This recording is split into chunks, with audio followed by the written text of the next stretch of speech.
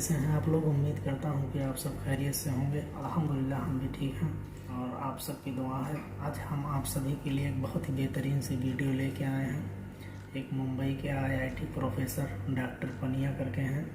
उन्होंने कुछ इस्लाम और मुसलमान और मदरसे और टेररिज्म बहुत सारी चीज़ों के बारे में कुछ बातें की है, जो कि बहुत ज़्यादा उनका स्पीच वायरल है। तो आज हम उसी पे रिएक्शन देने वाले हैं। तो उम्मीद है कि आप सबको बहुत पसंद आएगा और आप सब कहीं मत जाइएगा। बहुत ही मोटिवेशनल वीडियो है।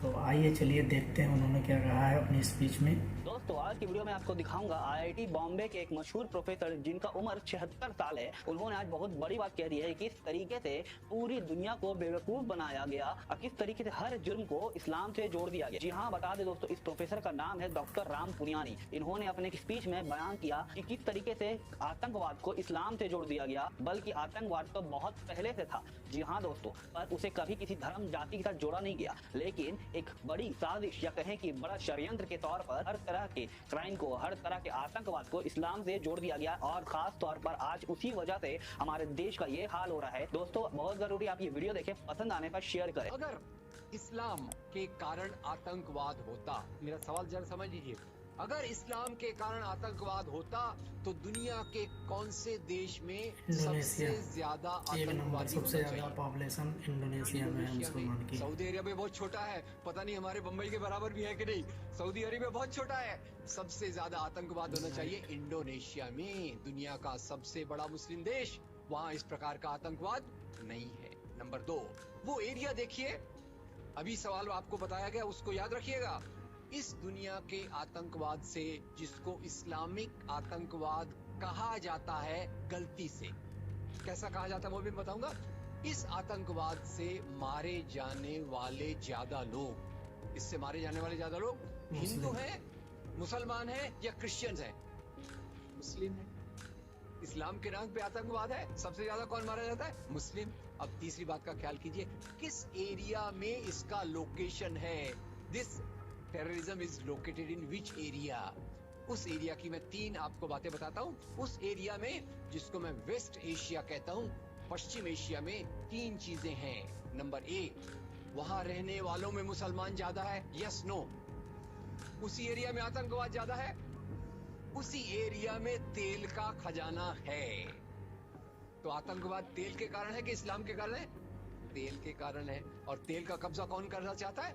तेल का कब्जा वो ताकत करना चाहती है जो वॉशिंगटन में बैठे हुई पूरी दुनिया को नचाते रहती है। काम करने वाला कोई और गुनाहगार कोई और बनाया गया। अब ये आया कैसे? तो आपको बता दूं कि ये अल कायदा के जो मदरसे, अब मदरसा अपने आप में खतरनाक शब्द उसमें कर देते हैं, कुछ मदरसों में इस आतंकवाद की ट्रेनिंग दी गई। इस्लाम के कारण गलत।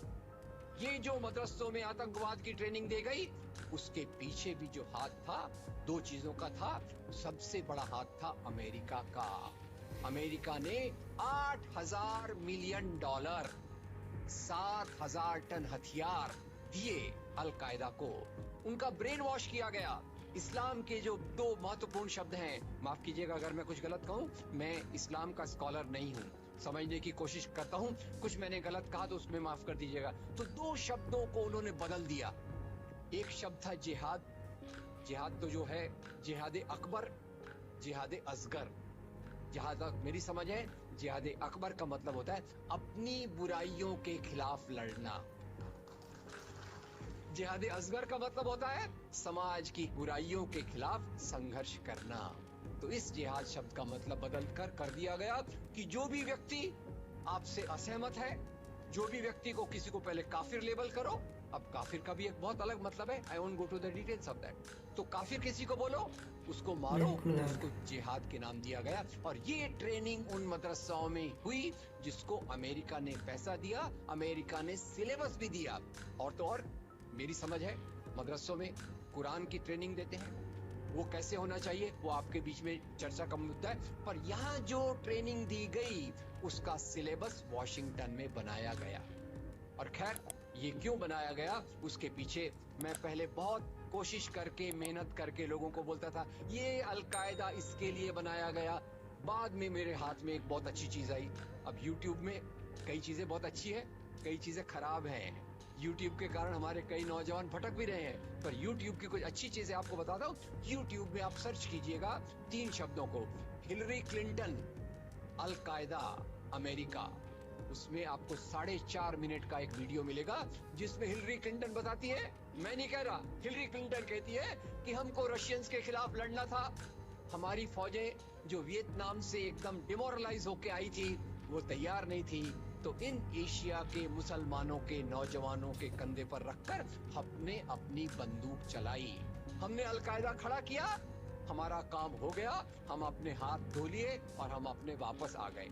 तो यानी हमने कैंसर के बीज डाल दिए, हम तो अपने देश में सुरक्षित हैं। उसका जो नतीजा भुगतना हो वो एशिया के लोग भुगते, वेस्ट एशिया के लोग भुगते। और उसी के साथ 9/11 के बाद उसी के साथ अमेरिकन मीडिया ने एक सबसे खराब काम किया, the most anti human act in the history of Mankind. मैं पूरी जिम्मेदारी से ये शब्द कह रहा हूं। क्या किया था अमेरिकन मीडिया ने? अमेरिकन मीडिया ने इस्लामिक टेररिज्म का नाम आतंकवाद से जोड़ दिया। मजहब जो मोहब्बत सिखाता है, मजहब जो इंसान को इंसान बनना सिखाता है, उस मजहब के साथ इन्होंने आतंकवाद को जोड़ दिया और एक शब्द बनाया पहली बार, इस्लामिक टेररिज्म। याद रखिए, दुनिया में आतंकवाद पहले भी हुआ है। याद रखिए आयरिश रिपब्लिकन आर्मी, याद रखिए खालिस्तान, याद रखिए नाथुराम गोडसे, याद रखिए इंदिरा गांधी का हत्यारा, याद रखिए राजीव गांधी का हत्यारा। आतंकवाद पहले भी हुए हैं, पर कभी भी मजहब को आतंकवाद के साथ नहीं जोड़ा गया। तो मैं मानता हूं अमेरिकन मीडिया ने अगर सबसे गंदा, सबसे एंटी ह्यूमन काम किया है तो इस जुमले का बनाना जिसको कहते हैं इस्लामिक टेररिज्म। अब इसके पीछे इस्लाम का कोई हाथ नहीं। जिहाद शब्द का मतलब बदल दिया गया और काफिर शब्द का मतलब बदल दिया गया। यहां से ब्रेन वॉश की एक प्रोसेस चालू हुई और इसी को मैं कहता हूं, ये प्रोसेस जो चालू की, ये प्रक्रिया एक कैंसर होती है। मेरा थोड़ा मेडिकल बैकग्राउंड है, मैं जानता हूं कैंसर शुरुआत में होता है, आपने ट्रीट कर लिया तो ठीक है, जब वो फाइनल स्टेज में जाता है तो पूरी दुनिया की बर्बादी करने पे तुल जाता है। और वही बात अलकायदा के साथ हुई। अलकायदा के बाद मामला वहीं खत्म नहीं होता। तेल की प्यास, तेल की भूख बहुत बड़ी है। आप जानते हैं भारत 200 साल तक गुलाम रहा इंग्लैंड का। काय के लिए गुलाम था?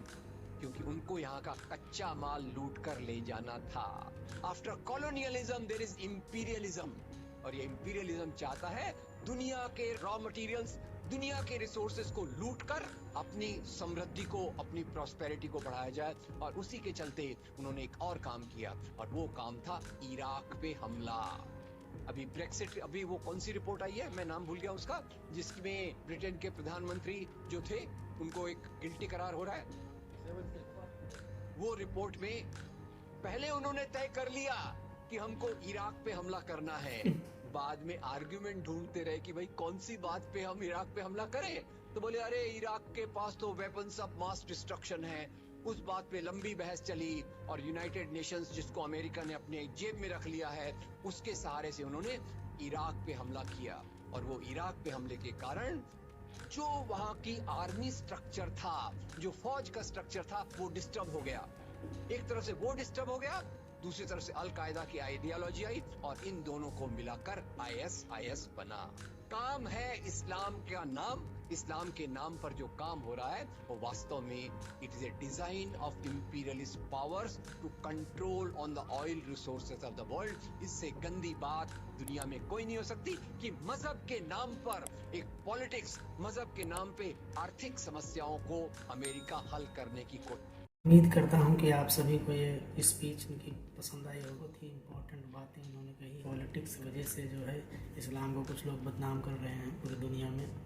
जिस तरीके से इन्होंने बताया है, समझाया है, आई थिंक उम्मीद करता हूं कि आप सबको भी समझ में आया होगा। और अगर समझ में आया होगा तो आप अपने और अपने दोस्तों में सब में शेयर कीजिएगा। और आपसे हम मिलेंगे किसी दूसरे वीडियो में। ऐसे ही अच्छी इन्होंने जो बताया कि एक बहुत ही गंदी सी वाली, एकदम गंदी से गंदी वाली पॉलिटिक्स के चक्कर में जो है इस्लाम का नाम ख़राब किया जा रहा है। और ये डॉक्टर पनिया साहब हैं, बहुत ही ज़बरदस्त आदमी हैं। इनकी बहुत सारी वीडियो यूट्यूब पे पड़ी हुई हैं, हम इनकी वीडियो अक्सर देखते रहते हैं। तो हमने इस वीडियो का टाइटल देखा तो हमने सोचा कि लाओ हम इस पर रिएक्शन देते हैं और आप सब तक ये वीडियो पहुँचा दें।